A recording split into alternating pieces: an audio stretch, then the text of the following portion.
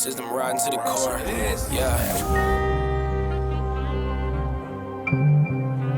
Reppin' inner city left. This is the Inner City Left broadcast. Today is Monday, March 31st. I'm Amin TMK alongside Amoja Lil Tanky Sumler. Amoja, hello. Happy Monday to you, my friend. How are you doing? Man, we already in the summer of spring in DC over here. It's hot. Hot. What was That's a the name of fact. that song, man? That song was some trash, man. Hot. What was it, the 90s?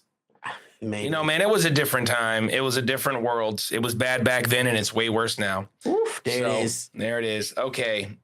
So, you know, we're friends. We talk a lot. You know, we're geopolitical analysts, and you know, because of that, we have to talk about war all the time. I mean, that's just the nature, unfortunately, of geopolitics. And we had this election, and you know, we are coming off this president, right? Joe Biden sanctioning a G-side, turning up in Yemen, war in Ukraine.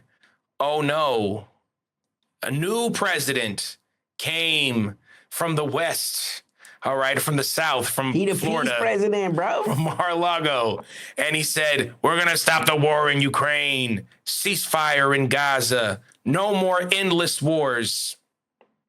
Here we are. I'm going to read you this tweet from Black in the Empire. I'm going to let you respond, and we can just keep going on with the show, if that's cool with you, my friend. Let's get it. Watching the America First Peace Freedom President, referring to Donald Trump, continue Biden's policy of bombing Yemen for interfering with ethnic cleansing and G-side, and then deport people for criticizing Israel, threaten Iran, and stay silent as terrorists in Syria, and Syria kill Christians and Alawites. It's supposed to be the whole like freedom of speech thing. I mean, are we there? Where are we at here with that statement, do you think? I mean, that this is a man that doesn't see any contradictions in freedom of speech and kicking people out of the country that bash Israel, right? Or maybe don't even like Israel, or maybe just disagree with Israel. Because in their mind state, Israel is America, right? Israel is an American project. I mean, this is very obvious when you look at how the American presidents move, right? So when you see things like the people that vote Democrat, you know, being mad at Joe Biden and Kamala for not reigning in Israel. I mean, it shows a fundamental lack of understanding of the American relationship with Israel. So when you critique Israel, it becomes a de facto critique of the American project. And you know, especially for people that have, let's say, nebulous ties to the United States of America. Yeah, I mean, look, ICE has always been like this. I'm happy that people care again. You know, it's unfortunate that people are getting kicked out, but, you know, this is the America that always has been. Marcus Garvey was forced to leave the United States. I mean, come on, man. You know, I mean, they acting like, oh, radicals are being exported. This has never happened before. Everything that happens has happened to Black people. And that's why we are inner city left. That's why this matters to the Black people in the hood that pay attention to this sort of thing.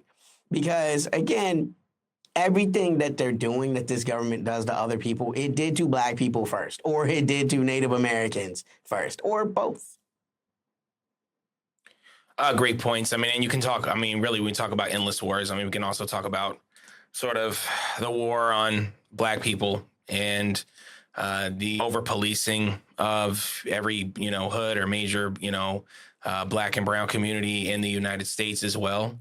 And, you know, there was this entire movement that we had that was about defunding the police, taking that money and spending that money, utilizing that on the causes of poverty instead of criminalizing poverty. And that can never happen, right? That's what brings us to war, right? When you have someone like Trump who wants to be seen as the peace president, because in his mind, and this is why, again, it's just impossible to escape. I'm so sorry that this alienates white leftists. You have to look at race as a construct in the forming and the framing of the way that this power is executed, right? When Donald Trump says he sees himself as a peace president, he means for white people. This is why he doesn't want to see Russia at war with Ukraine. White people should not be at war. These are wars that shouldn't exist. That's why he can say these kind of things, right? About wanting to find some type of ceasefire, with Russia and Ukraine, as if it's not an American proxy, as if even the New York Times didn't admit that, as we've been saying on Inner City Left for quite some time, all of the missile tracking information is satellite guided and thus is a product of either American intelligence or a product of collaboration with Starlink, which is, again, Elon Musk and essentially American intelligence, right? So, like, that's always happened. So, but then, when you're talking about, the same Trump that's like mad at Putin, for saying that Zelensky is like not able to sign no peace deal with me because I don't recognize his authenticity, right? This is the Russians, once again, being very legalistic because they've been screwed in this contractual game with the West so many times. This is them dotting their I's and crossing their T's. Because what good does it do to have an agreement for a ceasefire, which, by the way, Ukraine has not honored, not for one day, right? It's not a general ceasefire that was supposed to be agreed upon in principle. It was a no attack on shipping in the where is that? In the Black Sea. And of course, there wasn't supposed to be any attacks on energy infrastructure, which Ukraine has continued to drone, petroleum processing throughout Russia. I mean, these are pinprick attacks. They damage insurance, right? They are a danger to the civilians that work there that are clearly not military. I mean, these are just like anybody else working for Exxon or, any American, BP, right? So, the fact that we even had to negotiate that should have been a clue that Ukraine isn't really looking at military targets. They can't hit military targets anymore, But that's not the war that he, so that's a war that he counts. He doesn't count bombing people in Yemen, as war. He doesn't count bombing potentially Iran as a war, even though these are advanced cultures, especially Iran, that have a great ability to inflict damage on the United States. That's completely consistent with his worldview. And you can't get there in a rational way without understanding that, once again, Donald Trump doesn't value the lives of people and nations that are not European or white. You can definitely tell that in their little exchange, right? With Pete Hegseth and the secret Atlantic reporter on the other end, using fire emojis and these type of things. The low value of life, you can tell by these like politicians and sort of the American, the swamp of absolutely billionaires, influencers, war hawks, capitalists, racists, just throughout their entire and wildly existence. incompetent. Let's just be honest about that. Wildly incompetent, right? There are so many people that have a great affinity for Trump that are vastly more credentialed. Like, for example, I think he's a flaming racist, but most of the people that interact with Trump are, right? Trump had a really good relationship with Colonel McGregor. This is a man that was a commander in the military, like a colonel. This was a person that had spent a career in how then do you have someone like a Pete Hegseth, who's like a second lieutenant, you know what I'm saying, as the Secretary of Defense, right? When Trump has people even close to him that have better credentials, right? But those people don't have the right ideologies. Those are people that, for whatever reason, have come to see a worldview that is not in line with the worldview that Trump has, no matter how to the right they are, right? So, it's not even a matter of credentials. It's a matter of, what do you believe and will you do what I say? I think the danger when we begin to talk about what an Iranian war can look like is the fact that this racist kind of perspective is it's matriculated all throughout the American culture. You see what I'm saying? Like Americans think all of these cultures are far behind American military dominance. In fact, you could make an argument that Americans are at best apathetic when it comes to war because they don't expect to feel the consequences of war. But a war with Iran would be a war with consequences, right? There would be bodies. Not only would there be bodies, there would be impact to the American experience, unless the Iranians have completely overestimated their capacity, and we have all been tricked, right? I'm talking about experts that look at what their military capacity is and estimate what their capacity for retaliation is, right? So this would change the American way of life because so what that looks like, right? In exchange, let's tabletop, as the professionals say, right? Let's say America decides to preemptively and proactively bomb Iran, which, by the way, the president of the United States threatened to do this weekend, while golfing, with Lindsey Graham. Lindsey Graham. With Lindsey Graham.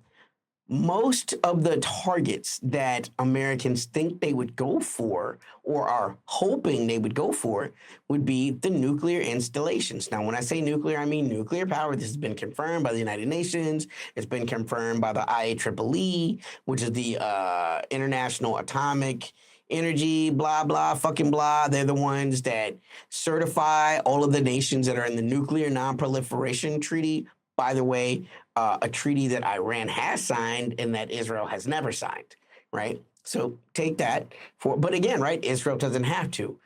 They're good ones, like us. They're white, and white people can be trusted with this kind of power, right? Right, so when you look at that, right, everyone certifies that Iran is not trying to make a nuclear weapon. Right. Even Tulsi Gabbard recently said there's no evidence to support that that Iran is pursuing a nuclear weapon. Shit, Ukraine would love to pursue a nuclear weapon. They just don't have the means. Right. So if we were to attack those places, which are deep inside of mountains, right? Americans have such a misunderstanding of what military capacity and capability looks like. How do you do that? How do you blow up a mountain? You can't. It's a fucking mountain, right? Like even nuclear weapons aren't that powerful. What they will do, though, is contaminate the entire region. This is why those kind of weapons are considered weapons of mass destruction. You will not affect their nuclear program, but you will wipe out, 100,000 500,000 civilians, which civilian is lives. What the United States and Israel does on a consistent basis. Pretty much immediately. So I think that Americans who applaud the United States on their military capacity and how great it is need to speak to the willingness of America to go in and do these things, to put boots on the ground. Like these are people who don't care about their citizenry as much. And when you talk about sort of like these large explosions and things like that, that kill civilians, I mean, that is the American way, because we are seeing a world in where you can't do it how you did it in Desert Storm. Slide in, put groups on the troops on the ground, and just run through, in a few weeks. Obviously, countries are hip to this now. And there are huge geographical differences, right, between Iraq and Iran. There's even population differences. There's technology differences. And I think also what's important is you had allies. Lots of countries went with the United States on that second Iraq adventure. Hell, even on the first one. Essentially you can land all your troops safely in Kuwait or Saudi Arabia and, flex them across the border as needed. Where the fuck are you going to put down American troops in Iran? I mean, I'm not doubting you could drop some SEALs in there, right? If you want to do like a regime change type situation, maybe that's possible. But like flexing 100. I mean, like, you had to storm the fucking beaches, like in Normandy. Okay, they're not just gonna let you do that shit. Like, you're talking about a mountainous terrain. And here's another thing I want to ask you: your cell phone. How much has your cell phone changed since, oh, I don't know, 2003? What can your cell phone do now that your cell phone in 2003 couldn't do? Right? Now, apply that towards military doctrine. If your cell phone has gotten that much more advanced, how much more advanced do you think targeting has gotten? Missile technology, those kind of things, right? And when we're talking about a global world, all of that technology is known. There's not much that one country knows more than another country when it comes to rocket technology, because all this shit is academically written about. It's in books. You go to fucking JSTOR, right? And if you're a nuclear physicist or a rocket physicist, you can look at these peer-reviewed articles on, oh, this is how you fucking do this, right? Technology exists not in a bubble. What is known is pretty much known everywhere. And Iran is actually an extremely advanced nation because of sanctions. Sanctions is another racist concept where it believes that even in globalism, and what's interesting is J.D. Vance said something much to this effect about a week ago. The thought is, with sanctions, we'll cut you off from American and Western banking, and that'll collapse your economy, and we will cut you off from American and Western products, and that will put you in a technology gap. What really happened is, because countries are full of smart people, all you did was you forced Iran to create their own native industries. And that's what happened. You know what I'm saying? So, like, Iran has created its own technology, which is not really something that can be controlled by the Americans at this point. You can control what kind of resources come in, like make it hard for titanium to cross the border, or we're restricting these minerals. You know what I'm saying? Maybe, there's a tax on lithium coming in or out, but you cannot stop these nations from developing these type of relationships with other nations, which Iran has certainly done with their connection with the Shanghai Cooperation Organization with China, and also again with BRICS. They've double buttressed themselves away from being shunned away from Western technology. Now, when I said they can damage Americans, right, in a way that the Iraqis couldn't, the Iraqis don't control the Persian Gulf, okay? The Persians do, the Iranians. That's why it's named the Persian Gulf, right? I said it was Westmoreland in the last episode. That is such a mea culpa. The admiral that was fired was William J. Fallon. He was the head of CENTCOM, and he was the first CENTCOM commander that had ever been from the Navy. So he had a Navy's perspective. The rest of that is pretty much what I've said. Even in the 2000s, Fallon acknowledged that there was nothing that the Americans could do to stop the Iranians from shutting off the Gulf, which is the flow of oil into the world, right? And that means 33% of the oil production that's being brought out into the world would no longer be relied upon. Okay, so you're talking about a world, a capitalist world. You're talking about an incredibly needed resource that has now become unreliable. So what happens? Speculation, right? And so oil that's going from 75 a gallon to 100 a gallon, right? And we weep at 100 a gallon right now, would easily become 250 a gallon, 400 a gallon, maybe 300 a gallon, fluctuate in there just because it's now harder to insure the oil, right? And those are things that will affect Americans. That is pain you will feel at home. You will no longer be able to drive to work. Oil is the tax on everything. When oil's price goes up, every other price goes up. They're acting like they can't figure out why this inflation is happening. It's happening because they're sanctioning Russian oil, right? If the sanctions on Russian oil went away tomorrow, inflation would adjust and would begin to deflate. These prices would have the ability, at least from a market point of view, to correct. Now, there's no guarantee that the speculators in the West that already know you're willing to pay $80 for 12 eggs would do the smart thing and bring it back to a reasonable price. But the original reason they gave you for why the prices went up would be removed, and that's to say nothing of the 50,000 plus American troops in the greater area. because Iran would have the ability to project power with their missile technology in such a way that all of those Americans in the Middle East would be in danger. Oil production, not just shipping out of the Middle East, would be in danger, but Aramco would be in danger. The Gulf states, their liquid natural gas, right? That would be in danger. Israel would be in danger. All of these countries are well within the range of the purported Iranian missile capacity. And the last thing I'll say about it is the entire area would then be contaminated. You don't nuke Iran and it only affects Iran, like it only stays in Iran, right? Those winds are going to go into Pakistan. They're going to go into the Persian Gulf, the radioactive, fallout. It's going to go into Iraq. Some of it's going to go into Turkey. Some of it's going to go to Qatar. You know what I'm saying? It's going to affect quote unquote American allies. All of the water in the Middle East would be contaminated because as soon as that water as soon as the contamination, the nuclear fallout hits the Tigris and the Euphrates, that's pretty much the water source for the entire Middle East. So even though you're just trying to damage Iran, you would be damaging everyone. And that would create a calculus that no one can tabletop. No one really knows what will happen with the Arab Street when that type of violence happens to, again, a nation that, to the best of everyone's understanding, is complying with their obligations under the Nuclear Non-Proliferation Treaty. Yeah.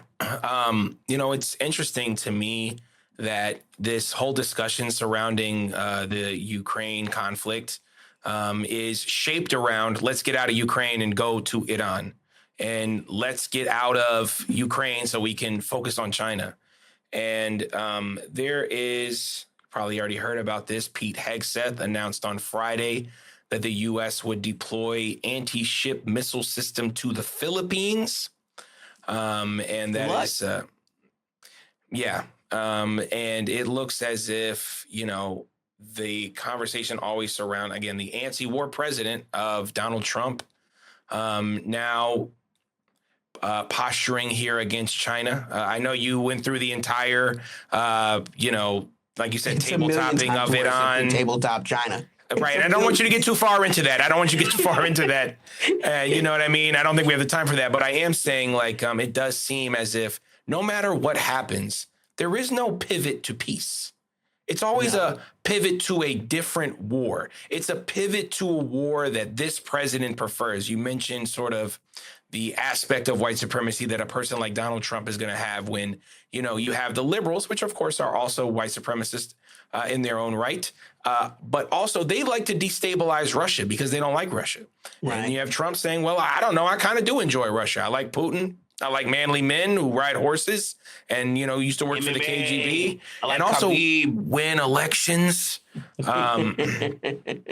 elections and landslide victories, you know what I mean? That are like 3-week elections where like a significant portion of the population not only votes for you, but loves you, and I think he's looking at that and he's thinking, okay, well, Russia's not the move. And there's all been this speculation of, America trying to pull Russia from sort of BRICS and whatever that means. I think that's a high hope in my opinion.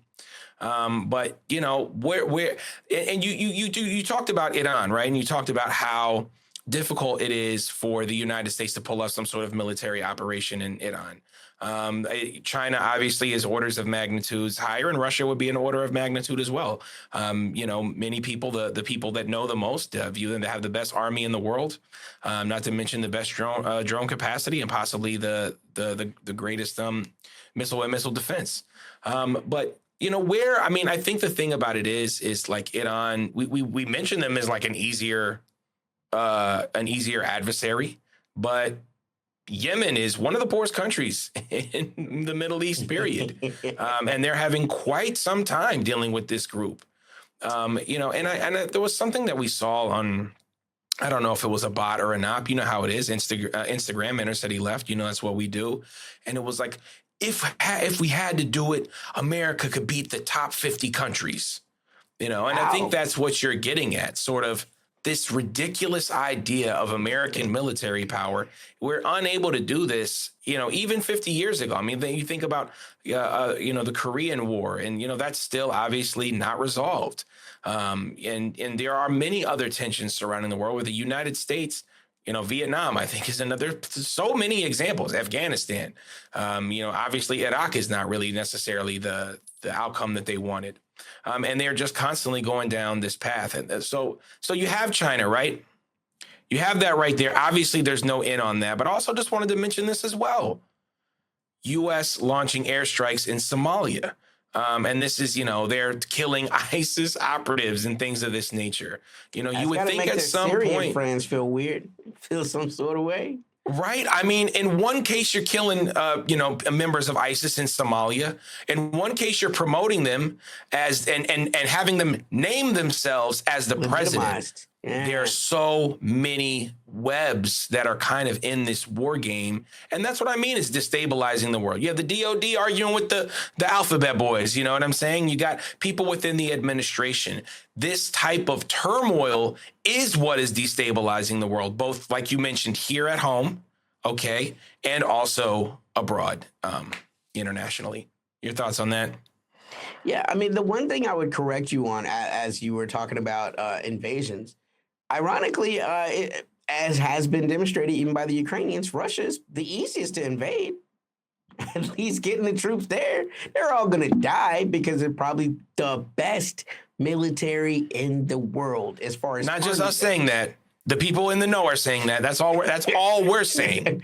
Like, You are a man in the know. I'm just saying it's not just you, it's many others. right? Yeah, I mean, you have almost 1,000 miles of entry points into land with Russia, which is ironically why they won't allow Ukraine to join NATO, right? It's like we refuse to give NATO this many ways to push into our country, which this is the thing that has to be remembered. Russia has never invaded Europe. Europe has invaded Russia repeatedly. Napoleon invaded Russia. Hitler invaded Russia. Germany in World War One, before Hitler, invaded Russia. The Crimean War with the British invaded Russia, right? You don't have Russia invaded. Now, Russia and Turkey and the Ottoman Empire, that's a different story. But the EU says that the Turkish people aren't Europeans. So, You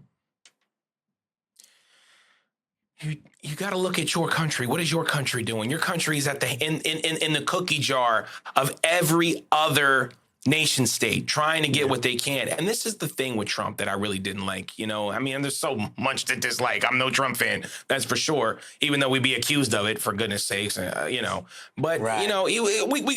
He's trying to leverage these little things to try to get this little ceasefire. These are baby steps, and there is no real end to the conflict, because if the conflict is to end, you have to give up something.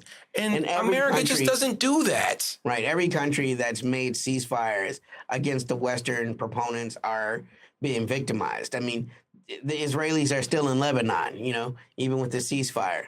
1,000, reported Palestinians have been killed since the ceasefire, So, that always means y'all stop shooting at us, And Ukraine is doing much the same thing. They're still firing into Russia proper, all so interesting. They're following the same playbook as the Israelis. Exactly. So, this is why countries, they'll talk, but the era of just doing what the United States says, I think that's over. There just isn't, we've squandered too much in these wars. People know what our capacities are, more or less. And they've made their contingency plans, for better or worse. And that's where we are. We're standing on the brink because I believe that the war with Iran is pretty much a foregone conclusion. And I think, once again, it's the hubris of the racism of the way that the American government works that will not allow them to see the opponent that they have in front of them. They think Bilal is an easy fight. They can't wait. It's different when he grab you. Yeah. I mean, and you mentioned Palestine, you mentioned Bilal, so I'll just say this, there's been a real. We didn't mention too much about Palestine in here because that's a G side. Obviously, there are forces that are pushing back against fighting. it. Yeah, this is not what's happening. So, and it's unfortunate that there's this normalization, of a G side for now. I mean, we're going on 18 months here, so there it is. That's unfortunate. But again, I appreciate your analysis, and I appreciate all of our listeners. Shout out to our podcast listeners. We're available everywhere you find podcasts. Apple Podcasts, Spotify, iHeartRadio, so on and so forth. You can always check out our website, innercityleft.com. Let's give a shout out to our patrons, okay? Because we're growing. They're growing. We're growing together. Shout out to Parvesh, China, J, Mike from Turn Leftist, Andrew Hobgood, Gata S, Luke H, Jay Letts, Incognita, History Will Absolve Me, Sophia San Marco, Kate Sauer, Monica Marciel, Lori Joel, Nikki Infield, Nat the Rat, Lucy Newman, Samantha Guerrero, Dumpy Tomel, Dumpy22, Jay Gallart 94, No Ground, RK, Paula La Poderosa, LP Piercy, Lauren Bullock, Suzette Top, Dennis Amadeus, y'all the real heroes. Check our link in the description. Like, subscribe. We have music out. Check our music out. You can buy Fables, Foibles, and Other American Sins, Moja's poetry book. If you want to support us, we're just a bunch of leftists trying to make it in this fascist world, trying to bring the knowledge to the people and do it with a heart. Moja, did I miss anything? Thoughts? Yeah, I mean, I just want to say this last thing. This is a tidbit that was in an article from Al Jazeera this week.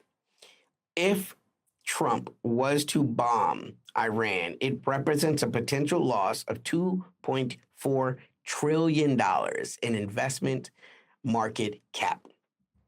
2.4 trillion. Money. I'm sure that we'll all be just fine. I'm sure that he's got his best guys on it, guys that are very serious guys, not guys that are emojiing in signal chats about, yeah, we blew up the dude with his girlfriend. I'm sure Iran, a nation of 80 million people, no problem. Hey, market's gonna correct itself, buddy. Okay. I'm smart, big brain. I got a big one. All right, yeah, for Moja Little Tanky Sumler. I am Amin TMK. This is the Inner City Left broadcast. Peace. System riding to the core. Yeah. Reppin' Inner City Left.